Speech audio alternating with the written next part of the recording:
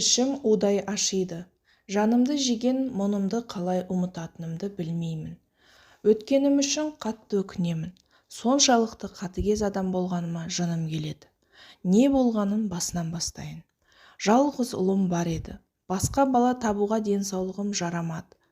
Жолдасым да бір ғана ұлдың жететінін айтып, көп балалы болуды қаламады. Өзі кішкене өзімшілдеу еді. Менің де мінезім жібектей жұмсақ емес. Көргенім баққаным жалғыз ұл болған соң, бар тапқанымызды соның жолында құрбан еттік. Ұлымыз өте ақылды болып ер жетті. Барынша білім алуға баулыдық. Тіл де үйренді, өнерден де кенде емес еді. Қолына домбыра ұстап, шерткен кезде бүкіл көп қабатты пәтердің барлығы тынышталып тыңдайтын. Аулаға шығып, гитарамен ән айтқан кезде бүкіл қыздар жиналып алатын. Өзі де сымбатты сұлу жігіт болды. Математика, химия пәндерінен де жақсы оқыды. Орысша, ағылшыншаны да еркін меңгерді. Әкесі жалғыз ұл болса да қаталдығын танытты. Ал мен болсам, асты үстіне түсіп барынша бәйек болатынмын. Ана емеспін бе, ұлым үшін жаным шығып кете жаздайтын. Содан 11 жыл мектепте оқып, үздік аяқтады.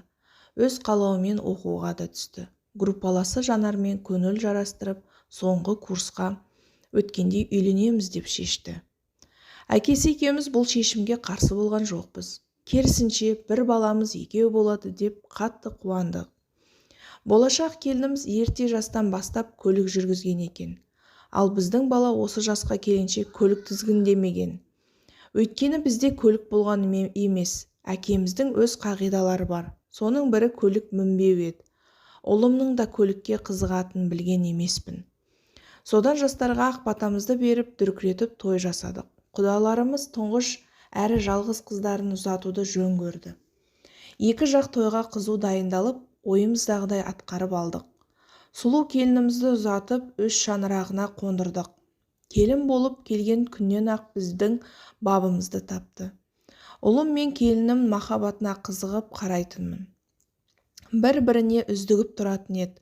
Тойда құдаларымыз күйеу баламызға сыйлық деп су жаңа көліктің кілтін ұсынған болатын. Ол көлік келген күннен бері гаражда тұрды. Екеуі келіннің көлігімен сабақтарына барып келетін. Содан ұлым намыстанды ма, әлде қызығушылығы оянды ма, әйтеуір көлік жүргізуді үйренгісі келді. Сабақтан соң қаланың сыртына шығып, келіннің көлігін жүргізеді екен. Енді еркек қой, ептеп кеткен шығар. Бұл жаңалығын естіген кезде мен қуандым.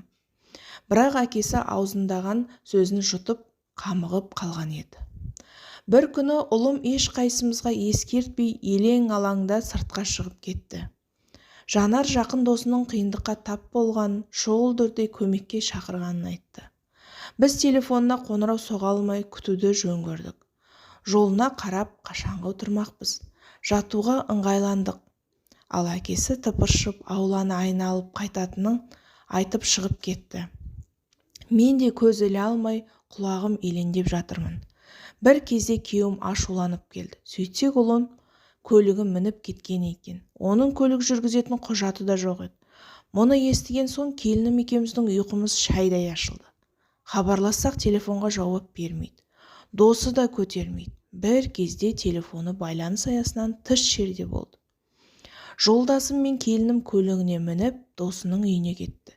Ол да жалғыз өзі пәтер жалдап тұратын еді. Есігі тарс жабық екен. Түннің бір уағы болғандығына қарамастан, барлық достарына хабарласып шықтық. Ешқайсысы білмейтін болды. Сол күнгі түнгі ұзақтығын айта алмаймын. Таң атса шіркін, таңға таяу талықсып барады екенмін. Күйеуімнің телефонын шырылдады. Көтерсем бөтен дауыс. Ұлымның апатқа ұшырағанын хабарлап тұр. Соны ғана естідім. Құлағым шуылдап, миым мен-зең күйде болды. Бір қарасам, телефонды жолдасым ұстап тұр екен.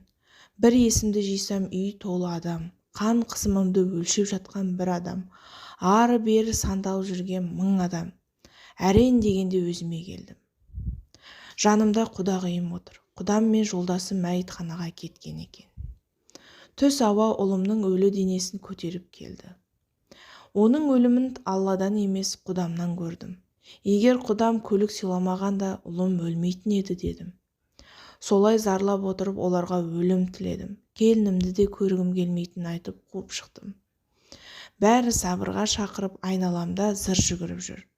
Мен айтқанымнан қайтпай, ұлымның жаназасына да қатыстырмай бәрін үйден қуып шықтым. Құдағиым көз жасы көлдей болған қыздарын құшақтап жөндеріне кетті. Ал біз есеңгіреп жүріп ұлымыздың жаназасын өткіздік. 7-сін 40-ын беріп қайығын мініп жүрдік. Келінім қанша рет есігімді қағып бізбен бірге тұрғысы келетінін айтып жалынды. Бір рет те жібіген жоқпын. Оны үйіме кіргізіп, қайғысымен бөлісіп, бауырыма баспадым. Жолдасымда қатты көңіл қалғаны соншалықты қайырылып қарамады. Ұлымның 40-ын өткізген соң күл паршасы шыққан көлікті есігінің алдына апарып тастадық. Қайтар кезде өте қатты әңгіме айтып жанын жараладық. Сонда Құдам, сабыр сақтаңыздар, қайғыларыңыз тым ауыр, түсінемін. Бірақ бізді кінәлап, қызымның бас тартқандарыңыз дұрыс емес. Қайтара алмайтын сөз айтпаңыздар деп жалынған болатын. Біз оны тыңдаймыз ба? Етегіме жабысқан келінімді бір теуіп, есігін тарс жауып шығып кеттік. Бар алданышымыз жұмыс еді. Ұлымнан айырылғанымызға да 7 айдан асыпты. Мешіт жолдасымен келісіп, ұлымыздың жылын белгіледік. Арнайы шақырту жасап, тума-туысқа таратқанбыз. Жұмыстан келген соң қалай өткізетінімізді ақылдасып отырған кезде есіктің қоңырауы басылды. Есікті ашуға кеткен жолдасым Құдам мен келінімді ертіп келіп тұр. Келінімнің айы күні жетіп босанайын деп отыр екен. Құрсағындағы сәби өз ұлымдікі. Мұны көрген соң қатқан тон жібіп жүрегім жылыды. Қалай құшақтап алып кешірім сұрағанымды білмеймін. Құдаларымыз қыздарының аяғы ауыр екенін білген соң алдырып тастауға үгіттеген екен. Бірақ келінім, қиналсам да босанамын, өзім өсіріп тәрбиелеймін. Сүйген жарымның көзі деп келіспепті. Құдағиымның көрегенділігі мен тектілігіне риза болдым. Өз қатемді қалай түзерімді білмей алдарына басым салбырап отырды. Қалай кешірім сұрасам да жарасады. Бірақ олар менің жанымды түсініп, жарамды жазуға келгендеріне қуандым. Өшкенім жанып, үзілген үмітім жалғанды. Енді немерем аман-есен дүниеге келсін. Келінім екеуін аялап, мәпелеп, өсірем деген ниеттеніп отырмын.